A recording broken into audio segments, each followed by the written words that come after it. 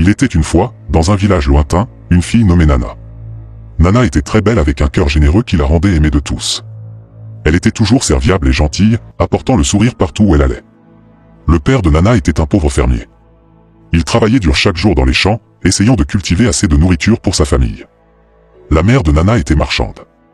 Elle vendait de petites choses au marché, faisant de son mieux pour s'assurer qu'ils avaient ce dont ils avaient besoin. Même s'ils n'avaient pas grand-chose, la famille de Nana était heureuse. Ils s'aimaient beaucoup. Nana avait quelques amis proches. Ensemble, ils allaient à l'école chaque jour. Nana était très intelligente. Elle écoutait toujours ses professeurs et étudiait avec assiduité. Grâce à cela, elle était toujours la première de sa classe. Chaque semaine, le directeur souriait à Nana et disait « Nana, tu es la meilleure de toute l'école ». Puis, il lui offrait un petit cadeau, comme un crayon brillant ou un petit livre. Nana se sentait fière et heureuse car elle savait qu'elle rendait aussi ses parents fiers. Tous les villageois connaissaient et aimaient Nana. Ils disaient « Nana est une bonne fille. Elle fera de grandes choses un jour ». Et Nana souriait, rêvant d'un avenir radieux. À mesure que Nana grandissait, elle atteignit sa dernière année d'école. Pendant cette période, elle se rapprocha beaucoup d'une fille nommée Bola. Bola n'était pas aussi intelligente que Nana, et elle n'était pas non plus aussi jolie. Mais elle avait une manière de faire les choses qui était différente, parfois pas très bonne. Les autres filles du village remarquèrent cela. Elles disaient à Nana, « Nana, fais attention avec Bola. Elle ne fait pas toujours les bons choix. » Mais Nana n'écoutait pas. Elle aimait Bola et voulait être son amie. Un jour, Nana alla à l'école le ventre vide. Il n'y avait pas de nourriture à la maison et ses parents ne pouvaient rien lui donner à manger. Elle se sentait très affamée et triste. Mais en arrivant à l'école, elle vit Bola portant 2 assiettes de nourriture. Bola sourit et dit, « Nana, j'ai apporté ceci pour toi. Je l'ai fait juste pour mon ami spécial. » Nana fut surprise et très reconnaissante. « Merci beaucoup, Bola, dit-elle. » Et elles s'assirent pour manger ensemble. À partir de ce jour, leur amitié devint encore plus forte. Nana se sentait reconnaissante d'avoir une amie comme Bola, qui était là pour elle quand elle en avait besoin. Même si Bola n'était pas la meilleure influence et qu'elle faisait parfois des choses qui n'étaient pas correctes, Nana continuait de bien travailler à l'école. Elle écoutait toujours ses professeurs et étudiait avec sérieux. Nana croyait que tant qu'elle restait fidèle à elle-même, tout irait bien. Après que Nana et Bola eurent terminé l'école, elles commencèrent à passer beaucoup de temps ensemble. Elles se promenaient dans le village, visitaient le marché, et parlaient de tout. Nana remarqua que Bola avait toujours de beaux vêtements, de jolis bijoux, et d'autres choses que Nana ne pouvait pas se permettre. Cela rendait Nana curieuse. Un jour, Nana demanda, « Bola, comment fais-tu pour avoir toutes ces belles choses? D'où vient l'argent ?» Bola sourit et dit, « C'est un homme nommé Kal. Il me donne de l'argent et m'achète des cadeaux. » Nana ne comprenait pas, mais pourquoi fait-il cela? Qu'est-ce que tu fais pour lui? Bola regarda autour d'elle pour s'assurer que personne n'écoutait. Puis elle chuchota, « Je dors avec Kal et il me donne de l'argent. C'est facile et j'obtiens tout ce que je veux. » Nana était choquée. Elle ne pouvait pas croire ce qu'elle entendait. « Mais que se passera-t-il si tu tombes enceinte, Bola? N'as-tu pas peur ?» Bola secoua la tête en riant. « Ne t'inquiète pas, Nana. Je sais comment gérer ça. Je ne tomberai pas enceinte maintenant. Il n'y a rien à craindre. » Nana se sentait confuse et inquiète. Elle n'avait jamais pensé à faire quelque chose comme cela. Mais Bola rendait cela si simple, si facile. Nana ne savait pas quoi penser, mais elle faisait confiance à son amie. Bola semblait si confiante et Nana ne voulait pas perdre son amitié. Alors, elle garda le silence et continua à suivre l'exemple de Bola, même si au fond d'elle, elle sentait que quelque chose n'allait pas. Un beau matin, Nana se rendait chez Bola lorsqu'elle rencontra un homme nommé Bakar. Bakar était jeune et beau, et il était bien connu dans le village. Il était tapeur de vin de palme et possédait une grande ferme où il produisait le vin de palme le plus doux que quiconque ait jamais goûté. Bakar n'était pas seulement travailleur, mais aussi très gentil. Pendant qu'il parlait, Bakar regarda Nana et sourit. Il aimait sa nature douce et sa beauté. Avant qu'ils ne se séparent, Bakar plongea la main dans sa poche et en sortit une petite boîte. À l'intérieur se trouvait une paire de boucles d'oreilles magnifiques. Il les tendit à Nana et dit, « Elles sont pour toi, Nana. J'espère qu'elles te feront sourire. » Nana fut surprise et heureuse. « Merci, Bakar. Elles sont si belles, dit-elle, les yeux brillants de gratitude. » À partir de ce jour, Nana commença à rencontrer Bakar tous les jours. Ils parlaient, riaient, et parfois se promenaient ensemble jusqu'à sa ferme. Bakar faisait toujours en sorte que Nana se sente spéciale et elle commença à attendre avec impatience leur moment ensemble. Avec le temps, Nana et Bakar se rapprochèrent. Un jour, dans un moment de calme, ils finirent par coucher ensemble. Nana ressentit un mélange d'émotions. Elle aimait beaucoup Bakar, mais elle se sentait aussi incertaine de ce qu'ils avaient fait. Pendant ce temps, les parents de Nana étaient occupés à planifier son avenir. Ils voulaient qu'elle apprenne un métier qui l'aiderait dans la vie, alors ils décidèrent de l'envoyer dans un autre village appelé Biliku. Biliku était connu pour ses formations qualifiées et ses marchés animés, et ils pensaient que ce serait un bon endroit pour que Nana grandisse. Mais quelques semaines après avoir été avec Bakar, Nana réalisa quelque chose qui fit sombrer son cœur. Elle était enceinte. Nerveusement, elle alla voir Bakar et lui annonça la nouvelle, espérant qu'il la soutiendrait. Mais au lieu de cela, Bakar secoua la tête et dit « Non, Nana, je ne suis pas responsable de cela. Ce n'est pas mon enfant. » Ses paroles étaient froides et il se détourna d'elle. Nana se sentit brisée et seule. L'homme qu'elle pensait se soucier d'elle l'avait rejetée dans son moment de besoin. Maintenant, avec un bébé en route, elle ne savait pas quoi faire. Après avoir été rejetée par Bakar, Nana se sentait perdue et effrayée. Ses parents, ignorant ses problèmes, l'envoyèrent au village de Biliku pour apprendre un métier. Ils voulaient qu'elle ait une compétence qui l'aiderait dans la vie. Biliku était un grand village, célèbre pour ses formations qualifiées et ses marchés animés. Les gens venaient de loin pour apprendre et commercer là-bas. En quittant la maison de ses parents, Nana ressentit un mélange d'émotions. Elle était excitée à l'idée d'apprendre quelque chose de nouveau, mais elle avait aussi très peur de ce qui se passait avec son bébé. À son arrivée à Biliku, elle séjourna chez une tante éloignée qui vivait près du marché. La tante était gentille et accueillit Nana dans sa maison. Mais Nana ne pouvait pas arrêter de penser au bébé qui grandissait en elle. Elle ne voulait pas l'avoir. Elle ne savait pas comment elle pourrait s'occuper d'un bébé toute seule. Alors, elle décida de rendre visite à une sage-femme du village. Cette sage-femme s'appelait Mama Abi et c'était elle que les gens consultaient lorsqu'ils avaient besoin d'aide avec leur grossesse. Nana alla voir Mama Abi et lui expliqua sa situation. « Mama Abi, je ne suis pas prête à avoir ce bébé. Y a-t-il un moyen de m'aider ?» Mama Abi regarda Nana avec des yeux bienveillants mais sérieux. « Ma chère, il est trop tard pour te débarrasser du bébé en toute sécurité. Cela pourrait être très dangereux pour toi. » Le cœur de Nana se serra. Elle ne savait pas quoi faire. Mais alors Mama Abi dit quelque chose qui la surprit. « Si tu ne veux pas du bébé, tu peux le vendre après sa naissance. Il y a des gens qui paieraient beaucoup d'argent pour un enfant en bonne santé. » Nana fut d'abord choquée. Vendre le bébé? Mais en y réfléchissant, un nouveau sentiment l'envahit. Elle pourrait gagner de l'argent avec ça. Peut-être que c'était un moyen de résoudre ses problèmes. Elle n'aurait pas à s'occuper du bébé et elle aurait de l'argent pour vivre. Nana regarda Mama Abi et hocha la tête. « D'accord, je le ferai, » dit-elle, ressentant un mélange de soulagement et d'excitation. Au lieu de s'inquiéter pour le bébé, Nana commença à se concentrer sur l'idée de gagner de l'argent. Ses pensées n'étaient plus tournées vers l'apprentissage d'un métier, mais plutôt vers le fait d'avoir un bébé pour pouvoir le vendre. Elle ne ressentait ni l'excitation ni l'inquiétude habituelle que d'autres mères pourraient éprouver. À la place, elle se concentrait sur l'idée de faire de l'argent. Au fur et à mesure que les mois passaient, le ventre de Nana grossissait et bientôt, il fut temps pour le bébé de naître. Mama Abi, la sage-femme, était prête. Elle avait déjà trouvé un acheteur qui voulait un enfant. Le jour venu, Nana donna naissance à une magnifique petite fille. Le bébé pleurait bruyamment, plein de vie, et Mama Abi plaça la petite fille dans les bras de Nana. Nana regarda sa fille et ne ressentit rien. Elle ne ressentit ni l'amour ni l'attachement que les nouvelles mères éprouvent habituellement. À la place, elle pensa aux 500 pièces d'or et aux bijoux brillants qui l'attendaient. Après avoir allaité le bébé, Nana le remit à Mama Abi, qui emmena l'enfant chez l'acheteur. L'acheteur était satisfait et donna à Nana les pièces d'or et les bijoux promis. Nana regarda l'argent dans ses mains et se sentit excitée. Elle ne pensa pas au bébé qu'elle venait de vendre. Tout ce à quoi elle pouvait penser, c'était à combien d'argent elle avait maintenant. Avec les pièces d'or qui tintaient dans sa poche et les bijoux qui brillaient dans ses mains, Nana prit une décision. « C'est mieux que d'apprendre un métier, pensa-t-elle.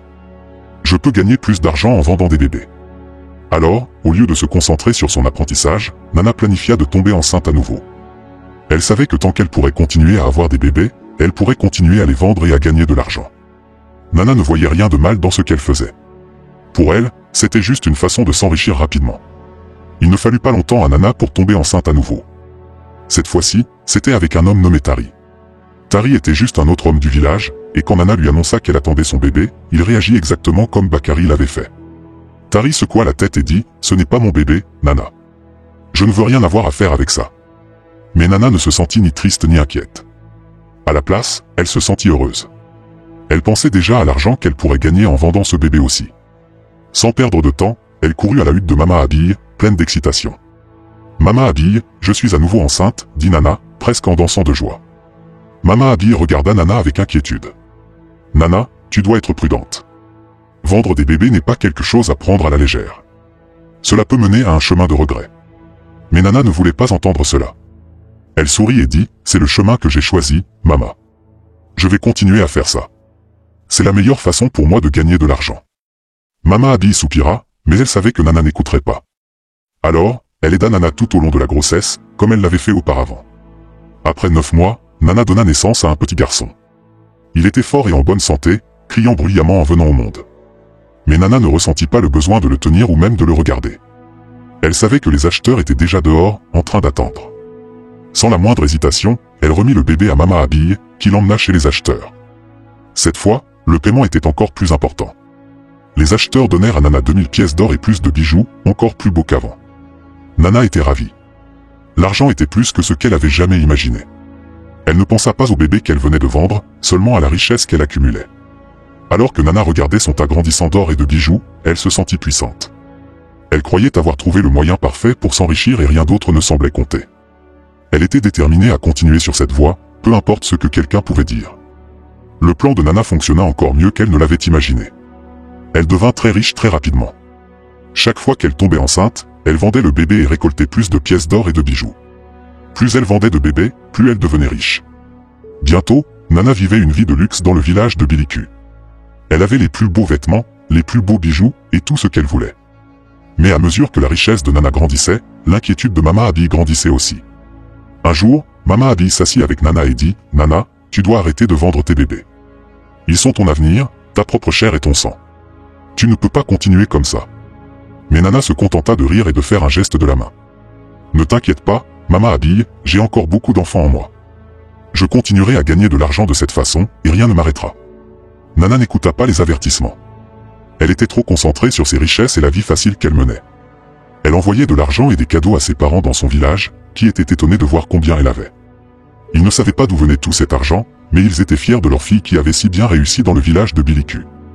Lorsque Nana décida enfin de retourner dans son village, elle avait vendu 10 de ses bébés. Chaque vente l'avait rendue plus riche et plus puissante. Elle se sentait au sommet du monde, croyant que rien ne pouvait mal tourner. Avec ses sacs pleins d'or et de bijoux, Nana était prête à rentrer chez elle et à montrer à tout le monde à quel point elle avait réussi. Elle ne pensait pas aux bébés qu'elle avait vendus ni aux avertissements qu'elle avait ignorés. Tout ce qui comptait pour elle, c'était la richesse qu'elle avait accumulée et la vie luxueuse qu'elle s'était construite. Lorsque Nana revint enfin dans son village, elle avait tellement changé que même ses propres parents ne la reconnurent pas au début. Elle était vêtue des plus beaux habits, sa peau brillait, et elle portait des bijoux coûteux qui scintillaient au soleil. Les villageois se rassemblèrent autour d'elle, émerveillés par sa beauté et sa richesse. « Qui est cette belle femme ?» murmuraient-ils entre eux, incapables de croire que c'était la même Nana qui les avait quittés. C'était Bola, l'ancienne amie de Nana, qui la reconnut la première. « Nana, est-ce vraiment toi ?» cria Bola, en courant vers elle et en la serrant fort dans ses bras. Les villageois étaient stupéfaits. C'était Nana, la fille qui était partie pour apprendre un métier dans le village de Biliku. Ils célébrèrent son retour avec joie et admiration. Avec tout l'argent qu'elle avait gagné, Nana se construisit une grande et belle maison. Elle ne s'arrêta pas là. Elle reconstruisit aussi la maison de ses parents, la rendant grande et confortable. Ses parents étaient fiers, pensant que leur fille avait si bien réussi dans la vie. Nana vivait seule dans sa grande maison, entourée de toutes les richesses qu'elle avait accumulées en vendant ses bébés. Elle profitait du luxe et du confort que son argent lui apportait, et elle n'avait plus à s'inquiéter de rien. Les hommes du village étaient captivés par sa beauté et son succès. Beaucoup d'entre eux lui demandèrent de l'épouser, pensant qu'il pourrait partager sa richesse et son bonheur. Mais Nana disait toujours non. « Je n'ai pas besoin de mari », disait-elle avec un sourire. Elle était contente de ses richesses et ne voyait aucune raison de se marier. Nana croyait qu'elle avait tout ce dont elle avait besoin. Elle était riche, belle, et admirée par tout le monde dans le village. Pour elle, la vie semblait parfaite, et elle ne pensait pas au prix de sa richesse ni à l'avenir qui pourrait se profiler. Avec le temps, les parents de Nana commencèrent à s'inquiéter pour elle. Ils voyaient qu'elle était riche et réussie, mais qu'elle n'était pas mariée. Dans leur cœur, ils croyaient que d'avoir un mari et des enfants apporterait une vraie joie et un vrai bonheur dans la vie de Nana. Un jour, sa mère lui dit doucement, « Nana, tu as tout, mais tu es seule. Il est important d'avoir un mari et des enfants pour compléter ton bonheur. » Nana réfléchit à ce que sa mère avait dit. Bien qu'elle ait toujours été heureuse avec ses richesses, elle commença à se demander si quelque chose ne manquait pas. Peut-être que ses parents avaient raison. Peu de temps après, Nana rencontra un homme nommé Akin. Akin était aussi riche et venait d'une famille bien respectée dans le village. Il était gentil, beau, et semblait tenir profondément à Nana. Ils passèrent du temps ensemble, et avant longtemps, Akin proposa à Nana. Elle accepta, pensant que le mariage compléterait enfin sa vie. Leur mariage fut une grande fête, avec tout le village invité. Il y avait de la musique, de la danse et des festins, et tout le monde parlait de la beauté du couple. Nana se sentit heureuse et pleine d'espoir en commençant ce nouveau chapitre de sa vie. Mais au fur et à mesure que les mois se transformèrent en années, quelque chose troubla Nana. 2 ans étaient passés, et elle n'était toujours pas tombée enceinte. La mère d'Akin, qui était impatiente d'avoir des petits-enfants, commença à mettre la pression sur Nana. Elle disait souvent, « Pourquoi ne nous as-tu pas encore donné d'enfants, Nana ? Le devoir d'une femme est d'apporter des enfants dans la famille. » Nana essaya de garder espoir, mais la pression ne faisait que croître. Un jour, la mère d'Akin ne put plus cacher sa frustration. Elle entra en trompe dans leur maison et cria, « Nana, tu es stérile. Tu ne peux plus rester dans cette maison. Mon fils a besoin d'une femme qui puisse lui donner des enfants. » Nana eut le cœur brisé. Elle aimait Akin et ne voulait pas partir, mais les paroles de sa mère étaient sans appel. Les larmes aux yeux, Nana fit ses bagages et quitta la maison d'Akin. Elle retourna dans sa propre maison, se sentant vide et seule. Le mariage qu'elle pensait lui apporter du bonheur s'était terminé dans la tristesse. Nana réalisa que toutes les richesses du monde ne pouvaient combler le vide laissé par son incapacité à avoir un enfant. Assise dans sa grande maison, entourée de la richesse qu'elle avait accumulée, Nana ressentit une profonde tristesse. Elle avait tout ce qu'elle pensait vouloir, mais maintenant elle était plus seule que jamais. Après avoir été renvoyée par la mère d'Akin, Nana essaya de reconstruire sa vie. Elle espérait se remarier, pensant que peut-être, juste peut-être, elle pourrait trouver le bonheur avec un autre homme. Mais peu importe à quel point elle essayait, aucun homme ne voulait rester avec elle parce qu'elle ne pouvait pas avoir d'enfant. La rumeur se propagea rapidement dans le village et les gens commencèrent à voir Nana différemment. Ils murmuraient dans son dos et les prétendants, qui autrefois l'entouraient, restaient désormais à l'écart. Un jour, sans prévenir, Bakar, le tout premier homme qui l'avait renié lorsqu'elle était enceinte, vint à sa maison. Il avait l'air sérieux et exigea, « Nana, où est mon enfant ? L'enfant que tu portais quand tu as quitté le village. » Le cœur de Nana s'emballa. Elle ne voulait pas admettre ce qu'elle avait fait, alors elle mentit. « J'ai perdu le bébé, Bakar. J'ai fait une fausse couche. » Bakar la regarda, les yeux remplis de doute, mais il partit sans dire un mot de plus.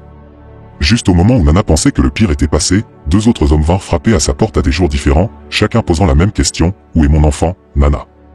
À ces 2 hommes, elle donna la même réponse. « J'ai perdu le bébé. J'ai fait une fausse couche. » Mais les mensonges de Nana n'ont pas longtemps été cachés. Un villageois qui avait écouté l'une des conversations avait tout entendu.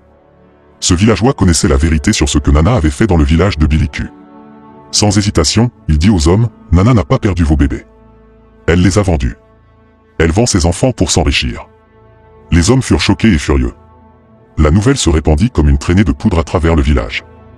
Les gens ne pouvaient pas croire ce qu'ils entendaient. Les hommes qui étaient venus voir Nana, maintenant qu'ils connaissaient la vérité, étaient remplis de rage. Ils retournèrent chez elle, cette fois avec une foule de villageois en colère derrière eux. « Rends-nous nos enfants, Nana » exigèrent-ils, leur voix forte et menaçante.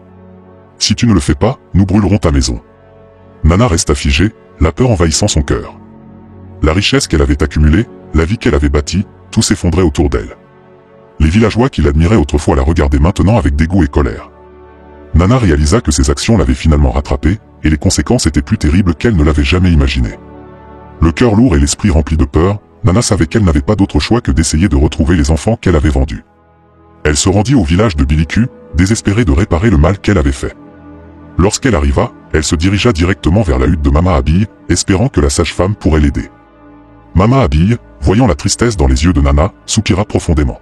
« Nana, je t'avais averti de ne pas emprunter ce chemin. Maintenant, tu dois faire face aux conséquences de tes actes. » Nana supplia, « S'il te plaît, Mama Abille, aide-moi à retrouver les enfants. Je dois les ramener, sinon les villageois détruiront tout ce que j'ai. » Mama Abille lui tendit un morceau de papier avec les adresses des personnes qui avaient acheté les bébés.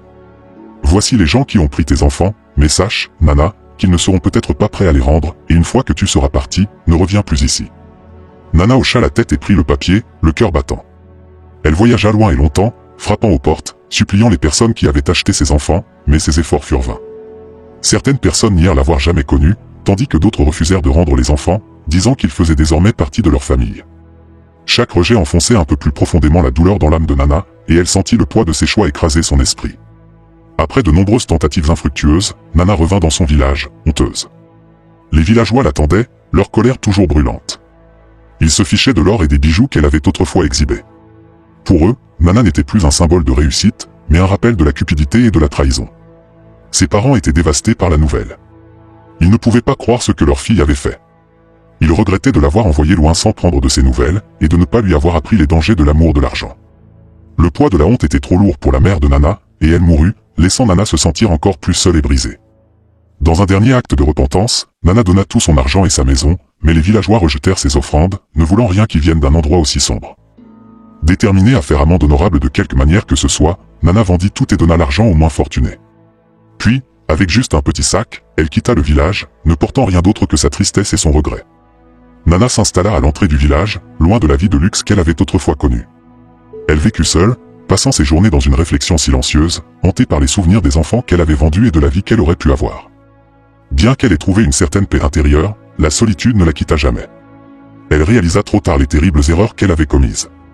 L'histoire de Nana devint une leçon pour tous les enfants du village. Les parents racontaient à leurs enfants, souvenez-vous de Nana, qui a échangé son avenir contre de l'or. Elle avait tout, mais elle a tout perdu, car elle ne voyait pas ce qui importait vraiment. Nana vécut le reste de sa vie dans la solitude, son cœur plein de regrets, et tandis qu'elle s'asseyait à l'entrée du village, elle espérait que son histoire aiderait les autres à éviter le chemin qu'elle avait pris. Elle apprit que la vraie richesse n'était pas dans l'or ou les bijoux, mais dans l'amour et la vie qu'elle avait autrefois pris pour acquis. J'espère que vous avez apprécié l'histoire. Si c'est le cas, merci de liker la vidéo, de commenter ce que vous avez appris de ce conte, et n'oubliez pas de vous abonner à la chaîne pour d'autres récits enchanteurs comme celui-ci. Merci.